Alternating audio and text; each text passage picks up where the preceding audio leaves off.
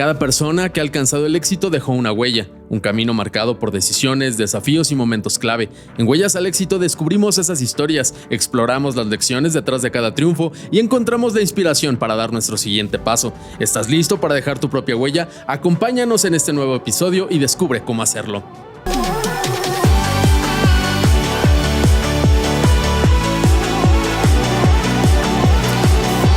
Bienvenidos a un episodio más de Huellas de Éxito. Sin duda, cada semana les tenemos un personaje digno de entrevistar y digno de contar sus historias y seguir sus huellas de éxito. Y hoy tenemos a alguien muy importante en los medios de comunicación, alguien que ha sido un referente sin duda para mí, yo creo que para muchas personas, y que sin duda hoy por hoy se ha convertido en, ¿por qué no decirlo?, en una fiera de la industria. Está con nosotros hoy Eder Hernández. Bienvenido, Eder. Muchísimas gracias por estar aquí, por regalarnos una parte de tu tiempo para estar con nosotros. Y pues nada, muy honrado de que estés por acá. El honor es completamente mío, Raúl. Estoy muy contento de estar aquí. Es de los primeros podcasts que hago, pero me encanta hacerlo contigo, platicarlo y que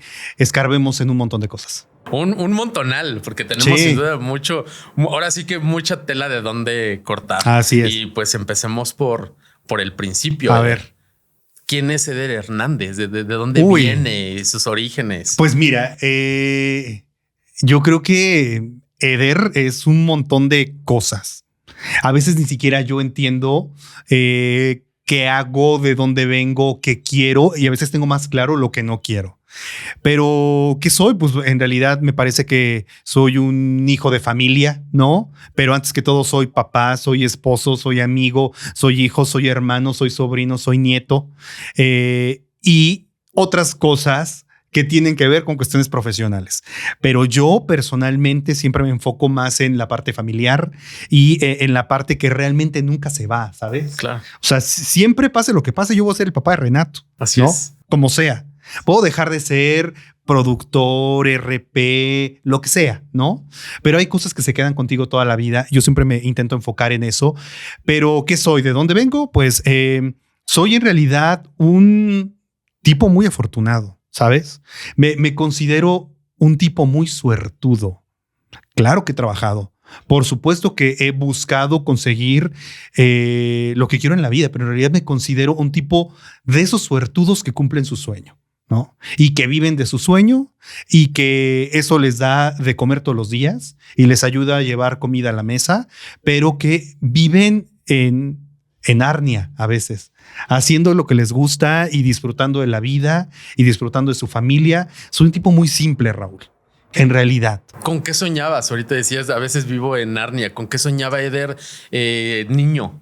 Mira, cuando era niño no tenía muy claro qué quería hacer y hoy creo que Luz Blanchet, por ejemplo, siempre me dice: debiste haber soñado más en grande porque los sueños siempre se cumplen. Un día me lo dijo Luz y yo cuando era niño, en realidad yo soñaba con tener un acercamiento a televisión.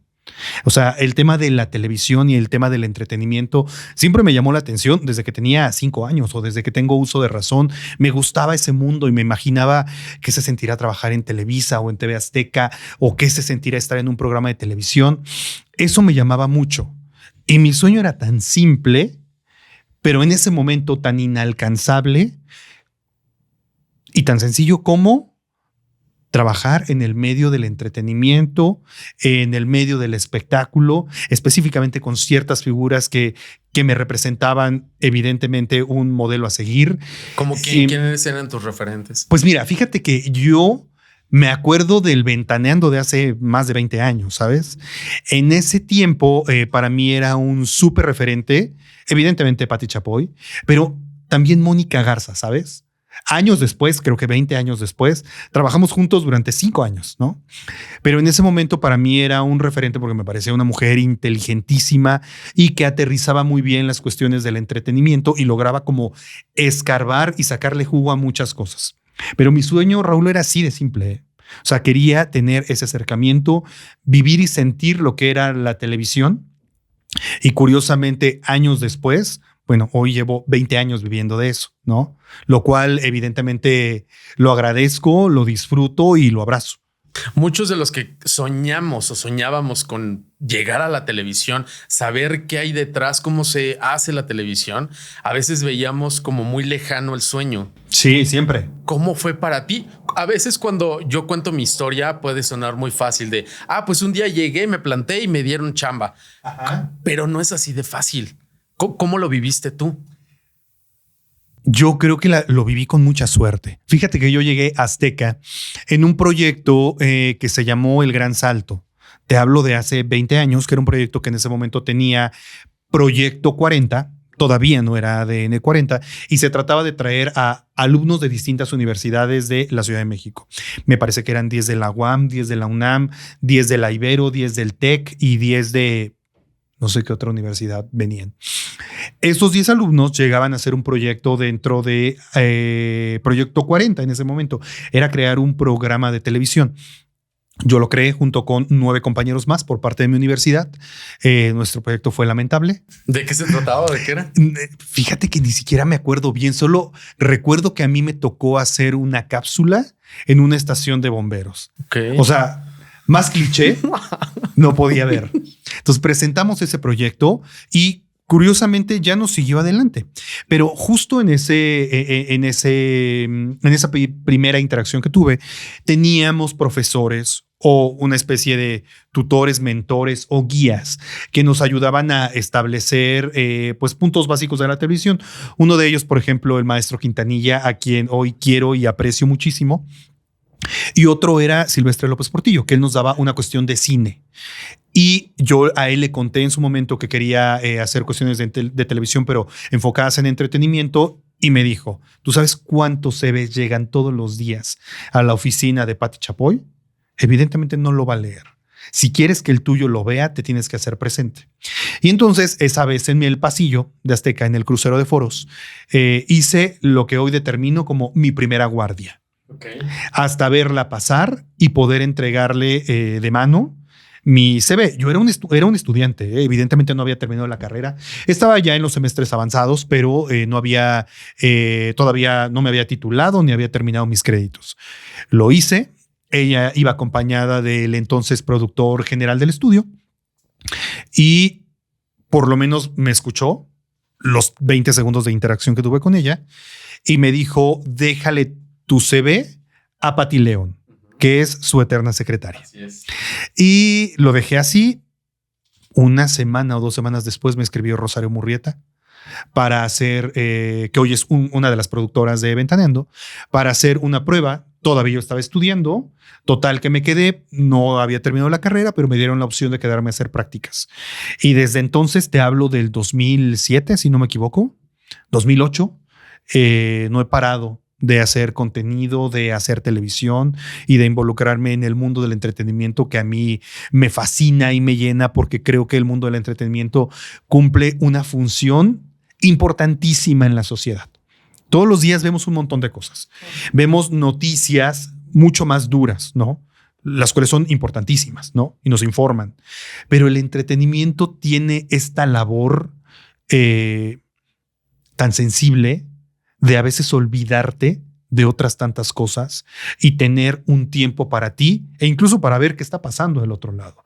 Por eso es muy común que la gente sin darse cuenta se lleva 1, 2, 3 horas o 10 horas en TikTok porque está viendo o consumiendo entretenimiento. Te puedes aventar un programa de televisión, en el caso de quienes son adeptos, una novela, un ficcionado y la pasas bomba porque durante esos 30 minutos o 1 hora te olvidas hasta de tus propios problemas, ¿sabes? Claro. Te olvidas de que tienes que pagar la renta, de que tienes que pagar la hipoteca, o ya llegó la colegiatura, o la despensa, ¿no? O la luz, o el gas, o el teléfono. Y entonces te enfocas en aislarte un poquito, de aislar la mente de cualquier otro tipo de influencia y disfrutar del entretenimiento que te hace vibrar o ves una pareja que te gusta en la televisión o quieres saber de la vida de alguna celebridad. Esa función tan importante que hoy cumple y seguirá cumpliendo el entretenimiento y lo hace sin que nos demos cuenta, a mí siempre me llamó la atención, Raúl. ¿Cuál sientes que ha sido como la parte, porque nos tocó sin duda, la parte más difícil o rescatable de esta transición de la televisión ya a la inmediatez de los medios electrónicos? Porque estás hablando, pues antes nos sentábamos a ver la televisión, claro, 1 hora o 2 horas a ver la telenovela o ventaneando, y ahorita en 20 segundos ya te estás enterando, ya te estás poniendo al tanto de lo que va al día a día. ¿Cómo te tocó a ti esa transición? Me tocó en realidad mucho de esa transición. O sea, me acuerdo que las primeras veces que reporteaba y salía con mi camarógrafo y la cámara de televisión, todavía me tocó el DVC Pro. Claro. O sea, todavía me tocó meterle el cassette a la cámara, llegar de la nota, revisar el cassette, transcribir, que nosotros decimos calificar, y armar la nota con eso. Hoy hay reporteros en todas partes. Así es. O personas que en ese momento les gusta jugar el rol del reportero, que finalmente el reportero profesional nunca va a desaparecer porque tienes que encontrar justamente ese equilibrio de alguien que lo está haciendo de manera profesional y te está llevando la información de manera profesional, porque un poco jugarle al reportero todo mundo lo puede hacer, pero justamente lo que nos lleva es que hoy te enteras de todo en segundos. Hoy, antes de que un reportero llegue a su redacción, el editor ya sabe qué pasó, ¿no? O sea, antes se podían esperar días, horas, ¿no? En lograr una entrevista, un contenido, un acercamiento con algún involucrado en una historia. Hoy, mientras lo estás entrevistando, el editor de ese periódico o el productor de ese programa de televisión ya sabe qué sucedió antes de que su propio reportero le cuente. Esa inmediatez nos da, lo cual se puede volver también un arma de dos filos, ¿eh? Es involucrarte o conocer situaciones de manera real, pero al mismo tiempo hay una gran desinformación. Claro, las fake news. Las fake news, ¿no? Es una gran desinformación en la cual tienes que guardar cierto equilibrio, tienes que tener la capacidad de diserción y llevar un poco a la audiencia de la mano para que no vaya a caer en situaciones que pues, de repente son falsas. Incluso llegó a pasar con medios serios, ¿no? Con medios que tienen muchos años. Ayer simplemente sucedía una con algún medio de comunicación en una nota de entretenimiento. Seguramente mañana va a ocurrir otra o en un mes va a ocurrir otra. Entonces es esa capacidad de diserción para entender qué es real y qué no es real, porque a veces hasta eso creo que se nos puede llegar a olvidar. Y en esta también capacidad de diserción, ¿en algún momento tuviste o te enfrentaste a la censura o incluso hasta la autocensura? De decir, tengo esta información, ¿la saco o no la saco? Yo creo que en algún momento a todos nos pasa por lo menos por la mente. Creo que he tenido la fortuna de trabajar en medios que al contrario un poco siempre han impulsado el cómo lograrlo y el cómo sí sacar esa información. Pero yo mismo, cuando me pongo del lado de la audiencia, sobre todo en esa parte que tenía mucho más contacto con la nota periodística diaria, que no es algo que hoy haga de manera continua o periódica, me enfrentaba un poco a pensar en las repercusiones de esa nota y hasta qué punto podrías lastimar innecesariamente a alguien. Claro que me pasó por la cabeza muchas veces. ¿Cuál fue la nota o cuál fue el momento que te puso al límite, por así decirlo, en tu carrera o en tu periodo como reportero? Uy, siento que son decenas, ¿sabes? De situaciones en las que claro que me enfrentaba a una disyuntiva y decía, ¿aquí para dónde? ¿No? Quizá una que a mí me movió mucho fue cuando ocurrió todo lo de Facundo Cabral en Argentina. Ok. ¿No? Bueno, primero en Guatemala, luego en Argentina, porque era la primera vez que me enfrentaba a un vivo. O sea, a recibir una llamada y decir, acaba de suceder esta cuestión, tu vuelo sale en 3 horas a Buenos Aires, ¿no? Y hay curiosamente había una fly en ese momento, imagínate. Ahora para nada que trabajamos con eso porque hoy puedes estar en vivo desde un celular, pero en ese tiempo eran para las nuevas generaciones, eran camiones gigantescos con antenas muy grandes que te permitían hacer las señales en vivo o enlazarte en vivo a algún programa noticiero y demás. Justamente por un tema futbolístico había una fly de Azteca en Buenos Aires y fue la que se utilizó para que yo pudiera salir en vivo con toda la información. Esa me retó muchísimo, ¿no? Porque tenía temor y te enfrentas incluso hasta el no lo voy a hacer bien. Pero mira, salió. Claro, porque no es lo mismo enfrentarte a una situación de último momento donde te enfrentas a un asesinato. Exactamente. Que no es lo mismo estar en Viña del Mar transmitiendo el itinerario, festival, ¿no? El itinerario, el festival y qué pasó en el escenario. Viña del Mar, ahora que lo tocas, era uno de mis eventos favoritos. O sea, a mí 2 eventos me llamaban la atención a lo largo del año de la agenda de entretenimiento. Eran Viña del Mar, definitivamente, y Latin Grammy.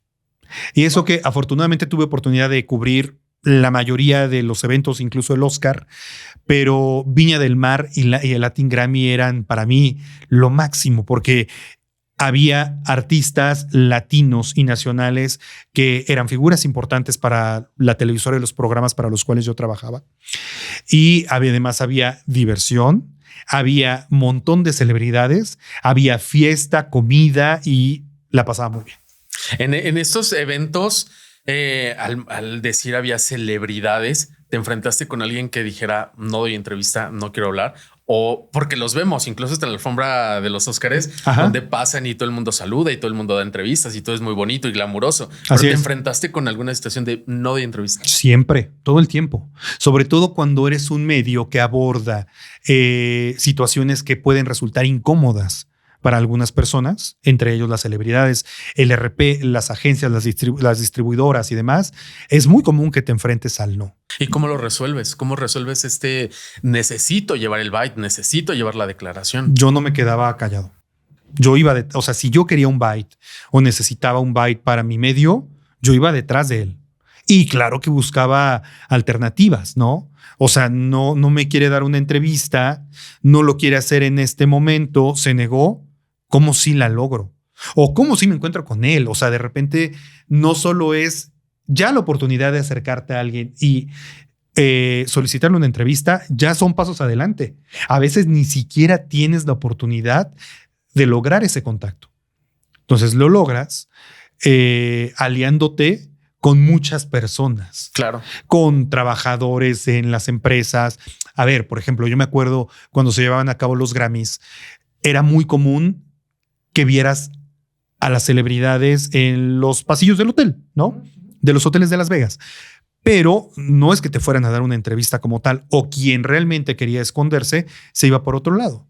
Pero siempre te podrías encontrar un buen amigo que te dejaba cruzar por la cocina del hotel para encontrártelo en el estacionamiento trasero. Eso lo hice muchas veces. Incluso yo creo que hasta de detective la haces, ¿no? A veces un poco sí, ¿eh?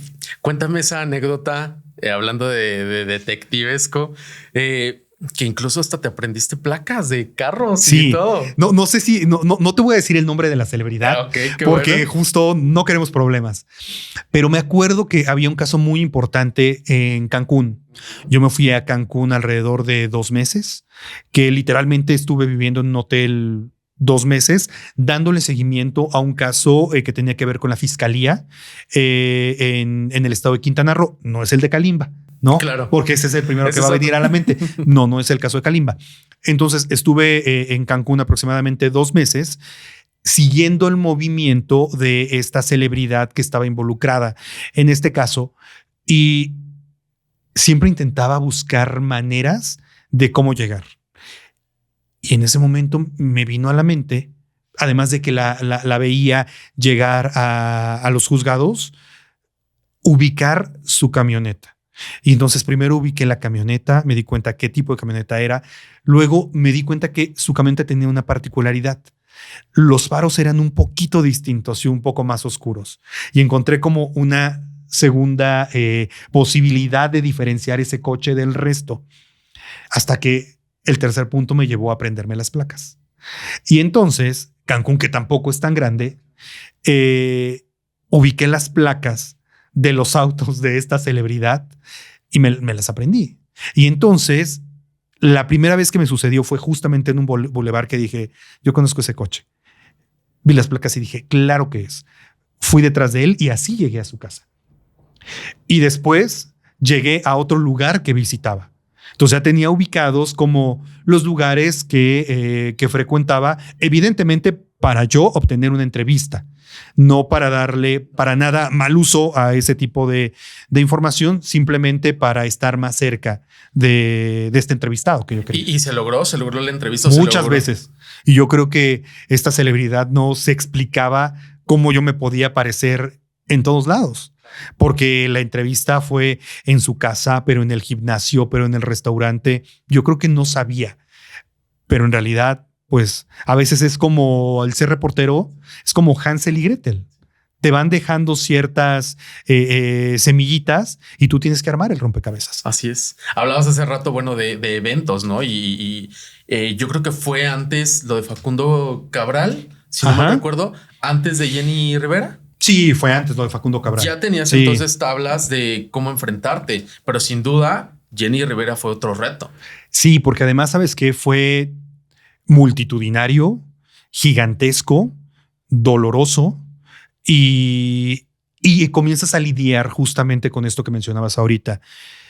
El dolor de las personas, pero al mismo tiempo la responsabilidad de llevar una nota y demostrarla al público. Sí, Jenny Rivera fue un gran aprendizaje, porque además me pasó muy similar. El avión de Jenny Rivera, la avioneta se cayó la madrugada de un domingo. Estaba en casa, sucede, me habla por teléfono justamente la productora de contenido de Ventaneando y comienza todo el movimiento desde la llegada y de los medios de comunicación a Monterrey, hasta pues los muchos días que pasé en Los Ángeles dándole cobertura a este evento y a los homenajes. Lo recuerdo muy bien porque además es, yo creo que de las únicas veces que estuve a punto de no llegar a mi casa en Navidad. Claro, fue diciembre. Fue diciembre y no había vuelos de regreso a México. Y esa es una gran anécdota porque justamente quien se encargaba de hacer el tipo de vuelos y logística me dijo, yo creo que no vas a llegar a casa en Navidad porque no hay vuelos, porque están carísimos, por muchas razones. Y sé que hubo una intervención, alguien le comentó a Pati Chapoy y ella dijo, lleva muchos días trabajando allá, ¿cómo es posible que no llegue a Navidad a su casa? Bueno, Pati, es que solo hay un vuelo en primera clase y cuesta muchos miles de pesos. Y ella dijo, compren ese vuelo para que llegue a Navidad a su casa. Y así regresé a Navidad a mi casa. Wow, el milagro de la Navidad. El milagro de la Navidad me lo hicieron, sí. ¿Cómo fue? ¿Qué sentimientos te provocó dejar Ventaneando, despedirte de esa etapa y saltar a un programa diferente, un programa de revista como Ellas Arriba? Pues mira, fue una sensación de emoción, la verdad. En realidad, hoy te puedo decir que fue completamente positivo. A ver, yo siempre voy a tener palabras de cariño, de agradecimiento y de respeto para Ventaneando, pero también soy una persona que está en constante movimiento, que siempre está buscando algo más que hacer o dónde más meter la nariz. Y justamente en esa época que me hacen esta oferta, yo ya estaba pensando en qué más viene para mí, qué quiero hacer. Entonces, en realidad, me cayó como anillo al dedo esa oferta. Claro, porque hablábamos, ahorita que dijiste de buscar otras oportunidades, veníamos, incluso lo acabas de decir, de no pasar Navidad en casa. Sin duda la televisión es muy absorbente. Completamente. ¿No? Al ser absorbente venías de Ventaneando de este reto, pero acá era estar al frente del proyecto. Sí. No sería una suerte como de esta adrenalina de tener más trabajo, de querer más trabajo en ese momento. Fíjate que nunca le he tenido temor al trabajo. En realidad, a veces creo que hasta soy un poco adicto a la adrenalina, ¿no? Y también muy adicto al trabajo a veces. Hoy lo equilibro más, Raúl, ¿eh? Hoy busco más mis tiempos, los tiempos de mi familia, mi descanso, pero antes tenía 20 y tantos años. En lo que menos pensaba era en si me representaba más tiempo o más trabajo. Lo que quería era comerme al mundo. ¿no? Y empezar a hacer más cosas, y en lo que menos priorizaba era en mi tiempo y en mi descanso. Y hoy un poco también cuido más eso, pero no dejo hacerlo. Nunca me he echado para atrás por lo pesado o lo demandante de un proyecto. Y demandante proyecto Ellas Arriba como La Resolana. Exacto. Y un formato completamente diferente. Sí, para mí fue muy nuevo hacer La Resolana. Fue muy divertido, porque además siento que el tiempo en el que estuve ahí fue una salida de mi zona de confort. Porque yo venía de hacer entretenimiento y venía entretenimiento más ligado al tema del espectáculo. Y también venía de hacer un programa de revista y un poco de lifestyle. Y La Resolana era comedia, ¿no? Entonces creo que me cambió sobre todo la perspectiva visual, porque hasta eso que el Capi tiene mucha idea de lo que hace y de cómo quiere que se presente en televisión y se ve en pantalla. Y entonces creo que me abrió otro panorama mucho más visual de hacer televisión. Quizá venía de un panorama mucho más de contenido. Y evidentemente sigo creyendo que el rey de la televisión es el contenido, antes que cualquier otra cosa. Pero si esto lo acompañas con una situación visual llamativa, bueno, tienes una fórmula interesante. ¿Cuál fue la sensación? Pues estoy enterado que incluso hasta obtuvieron un premio por La Resolana. Sí, me acuerdo que fue un Teli. Tuvimos un Teli de plata, que además, curiosamente, nunca lo recogimos. O sea, yo creo que ni el Capi tiene ese premio o sea, ese trofeo en su casa, claro. Pero sí hubo un reconocimiento. Otro reto importante. O sea, ahorita hablabas de retos. Enfrentarte también después de la comedia a lo grupero. Ajá. Sí, sin duda habías cubierto en Ventaneando el regional mexicano, claro. Lo grupero, pero estar de lleno ya en un proyecto como Corazón Grupero, sí. Implicaba estar de lleno 100%. Pero lo disfruté muchísimo. Sabes que ese proyecto en su momento sí era como un bebé que yo abracé, ¿sabes? Porque además vino de una situación en la que yo no entendía del todo el regional mexicano. Claro que escuchaba banda de repente, por supuesto que he estado en contacto pero no era yo de ir a un concierto de banda, ¿no? Tal vez ni siquiera me pasaba un poco por la mente. Hoy tengo mis bandas favoritas, ¿no? ¿Cuál es tu banda favorita? Yo creo que a mí me gusta mucho La Arrolladora. ¿Sí? En cuestión de bandas. Sí, me gusta mucho La Arrolladora. Pero ahí apenas comencé a descubrir este gran mundo y esta gran oferta. Y también todo lo que mueve el regional mexicano en México y en el sur de los Estados Unidos. O sea, es un género importantísimo. También un poco hacia Centroamérica, pero México y Estados Unidos son un mercado gigante para este género. Lo entendí, lo abracé y también ahí creo que comprendí que se puede querer igual a los hijos propios que a los adoptados. Así es. Sí. Me sorprende esta situación que comentas porque me acabo de acordar de otro acercamiento tuyo hacia otro género musical, el sonidero. Ah, claro. Cuéntame cómo es ese proceso e incluso llegar a ser amigo de ese personaje. Ah, de la changa. De Raúl. De Ramón, perdón. Pues fíjate que me surgió yo creo que por mi propia historia personal. Yo no soy sonidero, yo no bailo, o bueno, bailo, hago como que bailo, ¿no? Cumbia y el salsa ritmo lo tienes. En las bodas y lo disfruto mucho.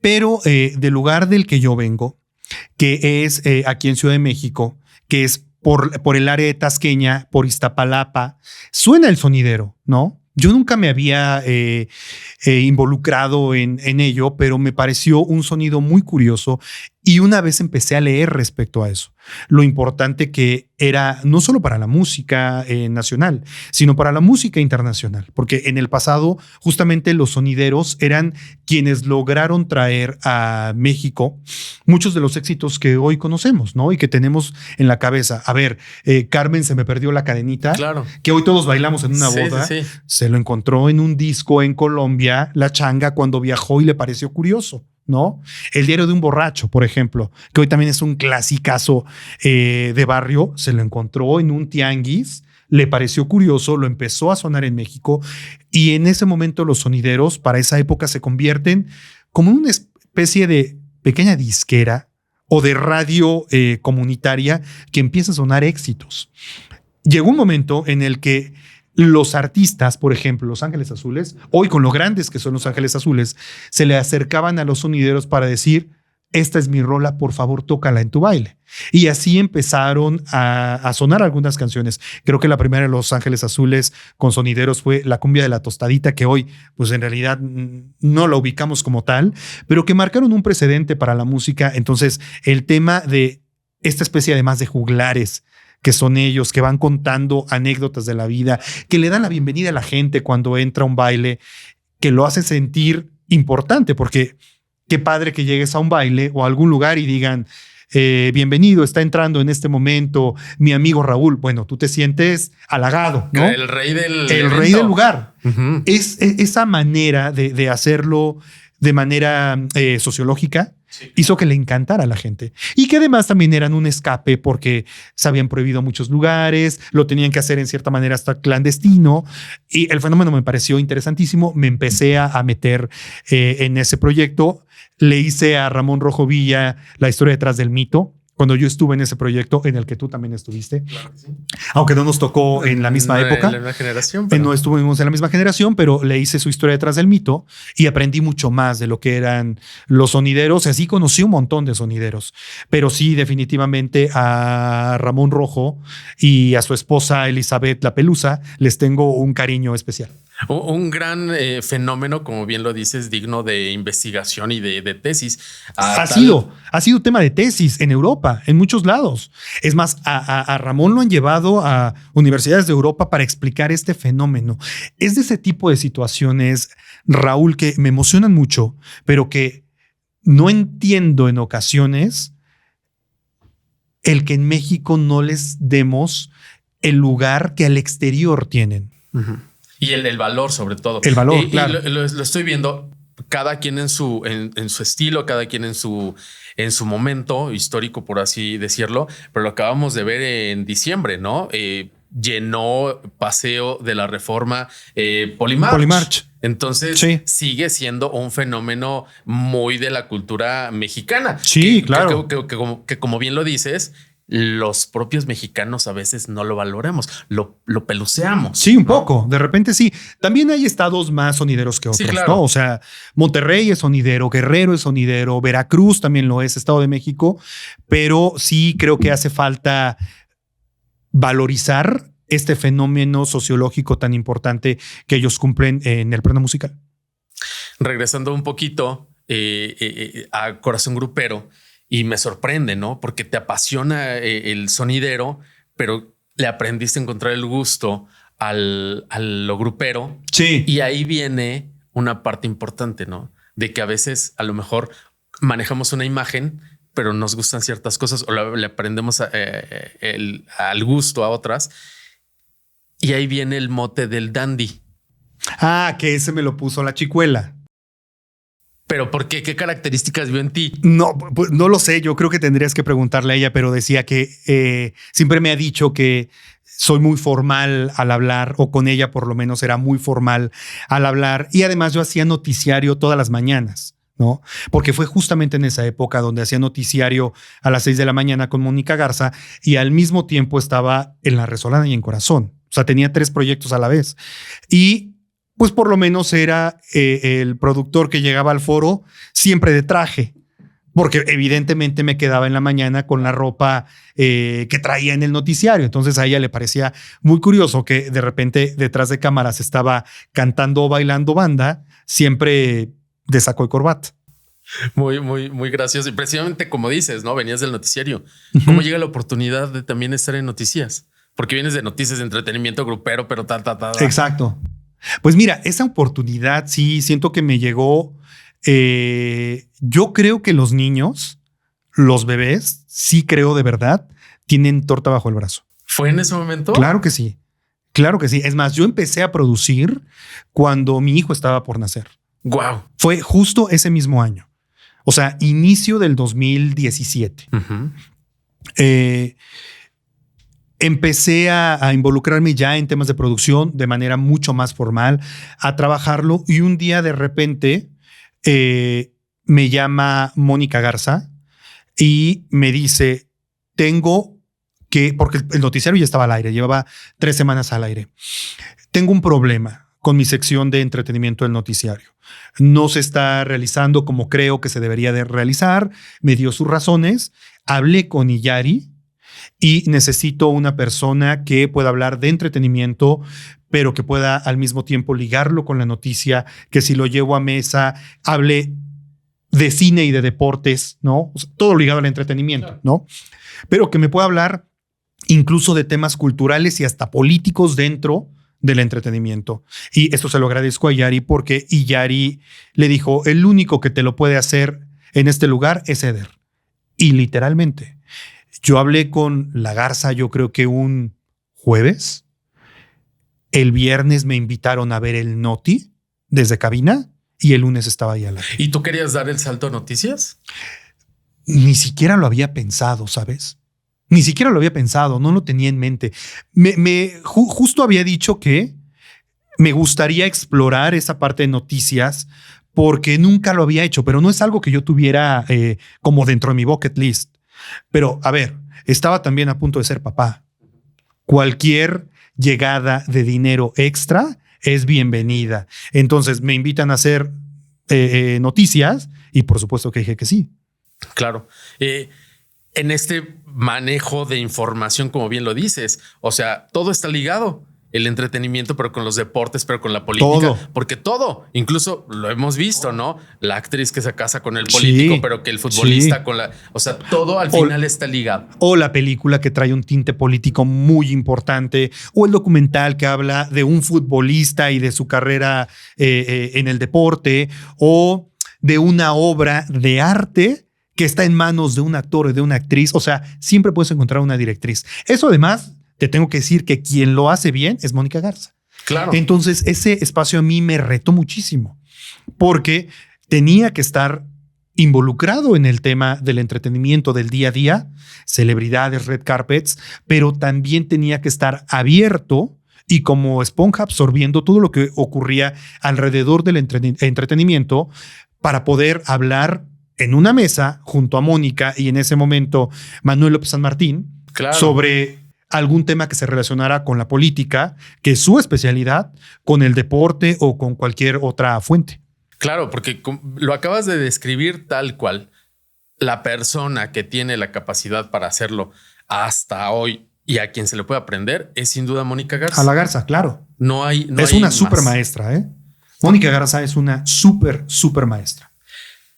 ¿Crees que haber tenido el contacto con las celebridades en Ventaneando, luego pasar al programa de revista, al de comedia y luego Corazón Grupero, lidiar con tantas personalidades, te ha ya dado las bases para hoy por hoy ser parte de un proyecto de relaciones públicas y de management?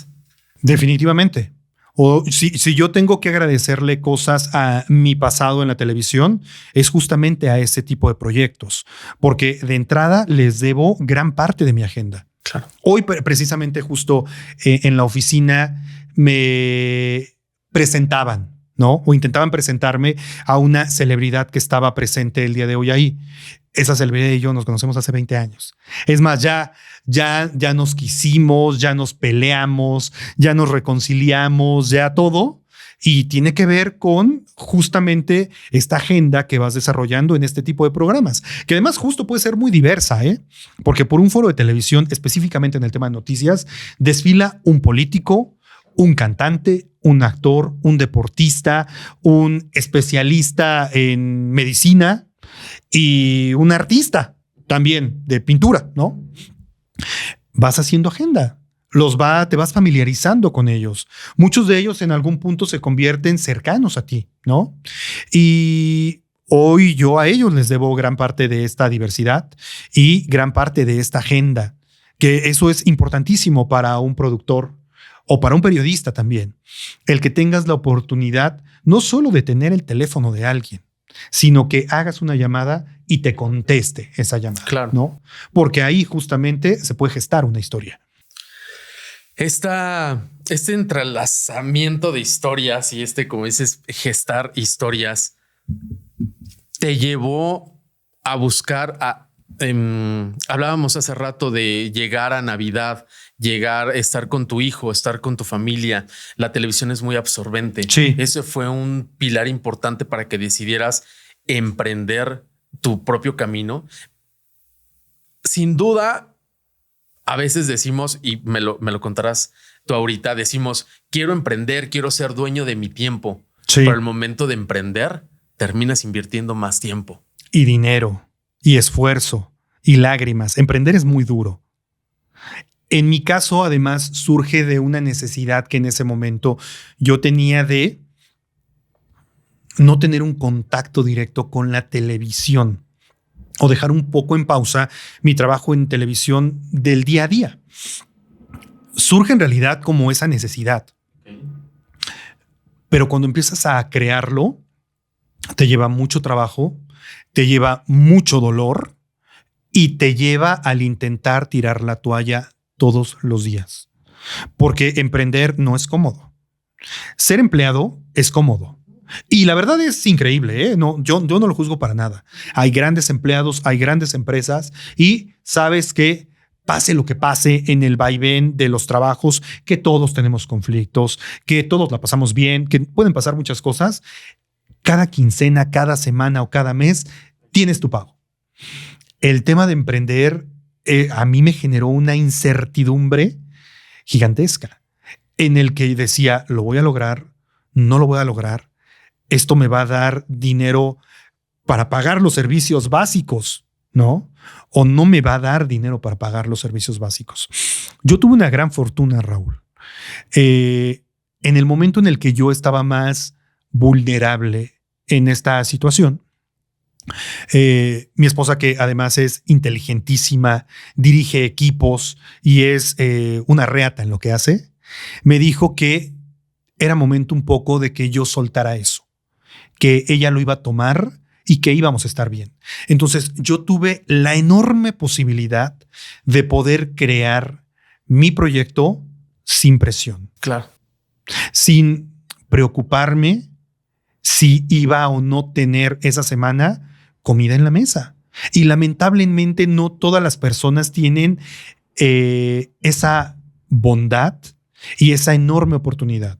Yo la tuve y se lo agradezco todos los días porque tuve la oportunidad de tranquilizarme, de ver qué quería hacer, cómo lo quería hacer y hasta de no tener prisa. Aún así me equivoqué mucho, y me tropecé muchísimo y le di vueltas al asunto y de repente dije, creo que no es por acá. Pero tuve esa gran bondad y esa gran oportunidad de poder hacerlo desde cero sin sentir que el agua me llegaba al cuello. Y esa es una bendición gigantesca. Después hice otras tantas cosas, ¿no? Pero eso yo lo agradezco todos los días. Hoy agradezco un montón de cosas. ¿Cuál crees que ha sido el mayor aprendizaje que has encontrado en el emprendimiento? Uy, que sí puedo. Quizá ese es el mayor aprendizaje, porque una de las cosas que más le sucede a las personas que emprenden, he escuchado muchos podcasts, de hecho, al respecto, ¿no? Uno los tenía como terapia, como psicólogo, casi. Todo mundo pasa por el síndrome del impostor, o es muy común que la gente pase por el síndrome del impostor. A mí, por supuesto que me pasó. Yo decía, ¿y si esto no funciona? ¿Qué voy a hacer? Yo no sé editar. Yo no soy colorista. Yo no soy bueno musicalizando. De verdad, creo que mis guiones no son tan buenos. ¿Por qué soy productor? Tal vez por dedazo, porque en realidad no soy bueno. No tengo el teléfono de nadie. ¿Cómo me acerco a una celebridad? Lo que ha sido mi vida en los últimos 20 años, en ese tiempo era de lo que yo más dudaba. Todos los días. Mañana, tarde y noche. Dudaba todo el tiempo de mí, de que lo iba a poder hacer y de si realmente era bueno. No, porque yo veía ejemplos de otras personas, todos estupendos, y decía, bueno, pero es que él tiene esto y yo no. Bueno, pero es que él ha logrado esto y yo no. Bueno, no, es que él maneja la cámara increíble y yo no. No, bueno, pero es que él es un extraordinario editor y yo no. Pues no, porque a lo mejor hoy entiendo que con todos estos bemoles, mi trabajo está enfocado en otra cosa. Una de las cosas en las que yo me enfoco más es en la gestión de equipos, ¿no? Equipos de trabajo y equipos de producción. Y yo no sé editar, pero hay un editor extraordinario que está dentro del equipo y lo hace fantástico. Tengo ojo para el color, pero no lo sé ejecutar. Pero tenemos un colorista de 10 que nos deja los proyectos perfectos. Lo mismo con la cámara, lo mismo con el guión y definitivamente en lo que yo más me meto es en el tema del contenido. El contenido a mí me apasiona y ahí sí me meto hasta en la cocina cuando estoy creando un proyecto y mi mejor amigo, mi mejor aliado y a veces mi peor enemigo es el productor de contenido porque es con quien tengo los debates más apasionados. Mencionabas hace rato que sin duda tu esposa fue un pilar. Sigue siendo. Y sigue siendo en este camino de emprender. Pero hablabas del síndrome del impostor y el saber si podías o no podías. Sí. ¿Tuviste otras herramientas? Mencionabas, tenía podcast que me servían de terapia. Sí. ¿Tuviste algún tipo de terapia, taller, curso, incluso hasta psicólogo de cabecera o coach que te ayudara en este proceso? Curiosamente no. Y te juro que hoy es una de las cosas que no entiendo de mi proceso. Yo tenía a mi psicólogo de cabecera, ¿no? Con el que iba cada 15 días o cada mes, sin nada particular, porque además yo creo que el mejor momento para ir al psicólogo es cuando no lo estás pidiendo a gritos, ¿no? Entonces yo tenía mi sesión regular con mi psicólogo Roberto Queosellán. Platicábamos de un montón de cosas, pero cuando justo yo atravesé por este proceso, nunca pedí ayuda. Hoy no lo entiendo. Hoy no entiendo por qué no pedí ayuda. Los hombres no pedimos ayuda, no estamos acostumbrados a pedir ayuda. El mayor porcentaje de suicidios es de hombres y no de mujeres, porque nos hemos o nos han enseñado en la sociedad que el hombre no debe mostrar vulnerabilidad. Claro. ¿Crees que haya sido en parte por eso? Hoy lo creo que sí. Hoy creo que sí.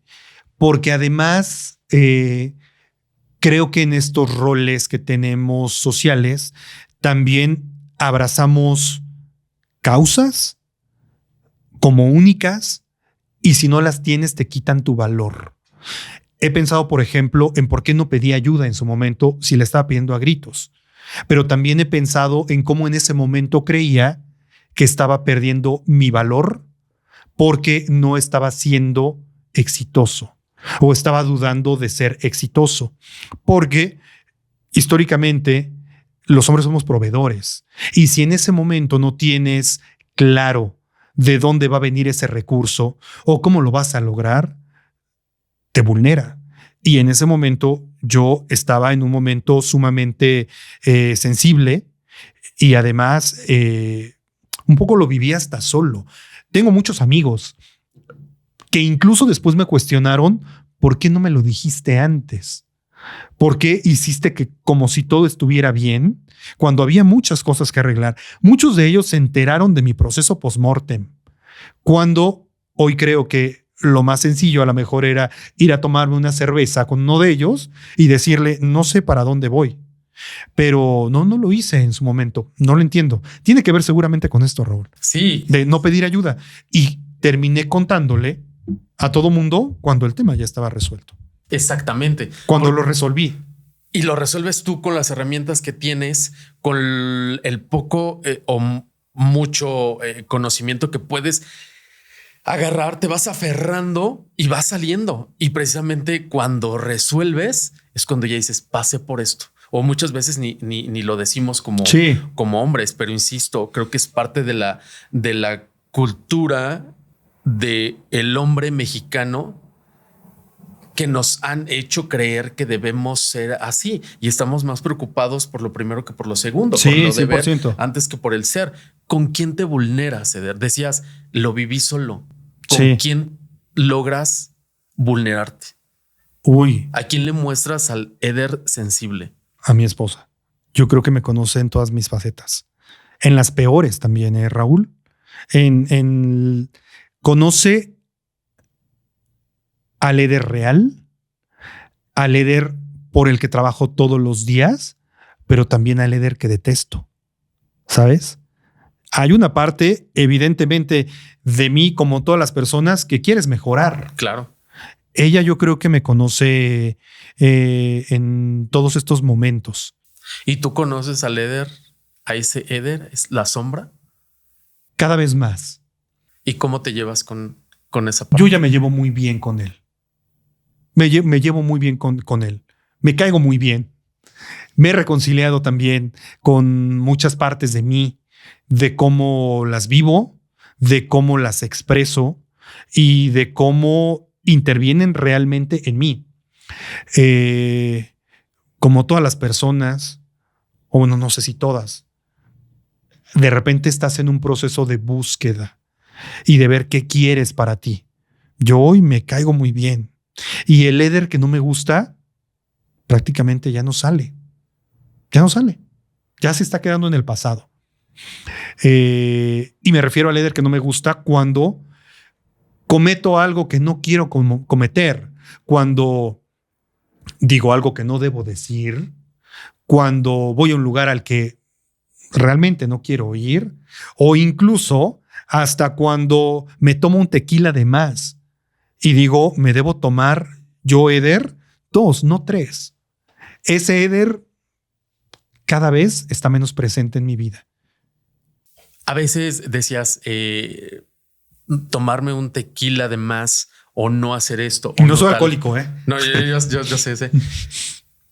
Esta parte de reconciliarse consigo mismo, creo que lo has logrado, ¿no? Y creo que una parte muy importante es hacerlo sin juicios. Sí. No juzgarte. Creo que lo has logrado. Sí. ¿O te sigues te puedes llegar a juzgar en algún momento? Bueno, yo soy mi peor detractor, ¿eh? Yo soy quien se exige muchísimo todo el tiempo. Todo el tiempo me estoy exigiendo. Sí, soy mi peor juez. Pero también hoy juzgo menos lo que es parte de mí. Me juzgo en el trabajo. Entonces digo, debí haber hecho esto, pude haber hecho tal cosa. Puedo juzgarme después de esta entrevista y decir, ¿por qué dije eso? ¿Por qué no dije eso? Me faltó. Debí haber redondeado la idea. Me va a pasar. Pues hacemos segunda parte. Me va a pasar. Pero a Eder, en esencia, cada vez nos llevamos mucho mejor. Hablabas, ¿por qué no se lo dije a mis amigos? Sí. ¿Tienes una red de apoyo donde te sientas seguro de poder llegar? Completamente. Por eso no entiendo hoy por qué no abrí la boca en el momento en el que debía haberlo hecho. Sí, tengo un grupo de amigos de 20 años, ¿no? Y tengo otro grupo de amigos quizá más reciente, pero tenemos un lazo muy importante. Hoy soy muy amiguero, además. No lo era en el pasado, Raúl. Me costaba mucho el tema de relacionarme. Yo creo que sobre todo cuando era niño me costaba. Hoy me puedo hacer amigo de una piedra y lo disfruto, pero a veces creo que en realidad lo hago porque soy un introvertido que se coló al mundo de los extrovertidos. Pero en realidad soy muy penoso y soy muy tímido con muchas cosas, pero me siento un espía o un colado en muchas situaciones de la vida. Soy un introvertido colado en el mundo de los extrovertidos. Soy un chamaquillo que soñaba con hacer televisión y que se coló en la televisión. ¿Cómo lo logré? A veces ni siquiera lo entiendo. Y soy un hombre cualquiera que se coló en sus propios sueños. Así me veo, muy suertudo. ¿Y en qué estás ahorita, Eder? Mira, estoy en dos cosas. Estoy por un lado trabajando en el lanzamiento justamente de Fiera, que es mi agencia de relaciones públicas de booking de talento, que vamos a darle justamente un tema o una onda mucho más de regional mexicano. Órale. Entonces está viviendo una transformación. No la voy a dirigir yo directamente. Claro que voy a estar metido, pero hay una persona perfecta que conoce el mundo del regional mexicano y de la música que se está sumando a este proyecto que a mí me emociona mucho y él va a estar al frente. Y por el otro lado, estoy produciendo también contenidos para televisión, pero para los hispanos en los Estados Unidos. Dejé un poco el tema de la televisión abierta, pese a que estoy todos los miércoles en ADN 40, y me metí al tema del streaming, que además es el futuro de la televisión. La televisión del día de hoy. Y ahí estoy haciendo justamente, entre otros proyectos, uno que tiene que ver con un matutino, 3 mujeres hablando de temas muy casuales, pero al mismo tiempo necesarios que viven las mujeres y las familias. Y tengo además una mezcla perfecta. Está Luz Blanchet, que me encanta que esté incluida en este proyecto. Está Natalia Valenzuela, que es disciplinada, inteligente y que tiene mucho que aportar. Y me encontré en una imagen y me llamó mucho la atención. La localicé y llegó a este proyecto y fue un acierto. Zuli Castillo, una ecuatoriana también que tiene mucho que aportar y que además este trío de mujeres en distintas situaciones de su vida, con distintas edades, te dan un panorama perfecto de cómo las familias y las mujeres viven en su día a día. Este proyecto se llama Café con Canela, está al aire todos los días, tanto para Estados Unidos como para México y Latinoamérica. Se puede ver a través de la aplicación y se puede ver también a través del .com. Yo les recomiendo, por supuesto, la aplicación porque van a encontrar muchos más contenidos. Es una plataforma de streaming, entonces hay telenovelas, hay series, hay programas en vivo, hay dailies, hay documentales, cine de oro, hay de todo, ¿no? Y estoy haciendo un programa con ellas todos los días en las mañanas. Me despierto temprano, ¿no? Que eso es nuevo en mí para poder hacer este proyecto. Sigo con el tema de ADN 40 y en este momento en el relanzamiento de Fiera. ¿Cómo te ves en 5 o 10 años? ¿Cómo ves a Eder en ese tiempo?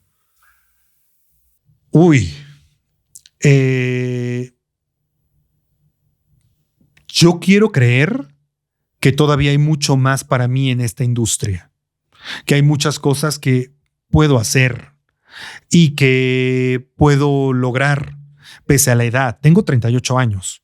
O sea, tampoco soy tan mayor, pero tampoco soy un joven de 20. Y hoy es tan común, Raúl, encontrarse con este tipo de comentarios de traigan a jóvenes, vamos por jóvenes, solo jóvenes. Y claro que sí, los jóvenes son importantísimos y traen una manera de pensar y de observar el mundo muy distinta y hay que aprenderles mucho a ellos, pero no podemos dejar de lado a la experiencia. Por eso hoy en los equipos que yo formo, me encanta tener esa variedad. Hay en los equipos en donde yo los tengo, también en la parte de Fiera como en la parte de producción de televisión, personas de 20, 25 años, pero otros que tienen 50 y 60 años, porque solo así logramos el equilibrio. Entonces, teniendo yo 38 años, yo quiero creer que en 10 años todavía va a haber para mí un panorama importante. Por eso yo lo procuro tanto, porque hoy sé que yo incluir a una persona de 50 o 60 años en uno de los equipos que yo lidero, quiero creer que en el mundo las cosas también se regresan y que cuando yo tenga 50 o 60 años, alguien quiera sumar a su equipo a una persona que tenga la experiencia que he tenido yo. Claro. ¿Cuál es el mensaje o cuál es el consejo que le puedes dar a la gente que nos está viendo, que nos está escuchando, que quiere emprender y no se atreve? ¿Cuál sería sin duda la huella que crees que tú puedes aportar para que alguien más pueda llegar al éxito? No sé si esto va a ser un poco duro, pero emprender no es para todos. Si tú eres feliz estando en tu oficina, en tu trabajo, te da tranquilidad y bienestar y cumple con todo lo que tú necesitas para tu vida diaria, es válido que te quieras quedar ahí. Es respetable que te quieras quedar ahí. Hay extraordinarios jefes y también hay extraordinarias personas que trabajan en estas empresas, ¿no? Pero si tu inquietud es hacer algo más tuyo, construir algo para ti, no te va a dar más tiempo. No vas a tener más flexibilidad, ni de tiempo, ni de dinero, y no vas a ser tu propio jefe. Pero si estás dispuesto a atravesar por este proceso, lo vas a conseguir. Y para terminar, ¿qué le dirías a Eder de 10 años si lo tuvieras aquí enfrente? ¿Qué le dirías? Le diría a Raúl que va a cumplir sus sueños y que va a encontrar a su tribu. Eso le diría. Muchas gracias, Eder. A ti. Muchas gracias. De verdad que fue una experiencia enriquecedora tenerte aquí. Estudié un poco quién eras, tu trayectoria, pero sin duda fui encontrando esos diamantes que no había visto y que creo que tal vez tampoco los has visto tú, pero que poco a poco los vas a ir viendo para que llegues a donde quieres llegar e incluso hasta más. Muchas gracias. Gracias por tenerte. Fue un gustazo estar contigo. Muchas gracias. Y pues bueno, gracias por escucharnos, por vernos un episodio más y sin duda síganos para seguir conociendo este tipo de personalidades que nos pueden seguir aportando más para que cada uno vaya dando esos pasos y deje marcadas esas huellas de éxito que cada uno buscamos de manera personal. Muchas gracias y hasta la próxima.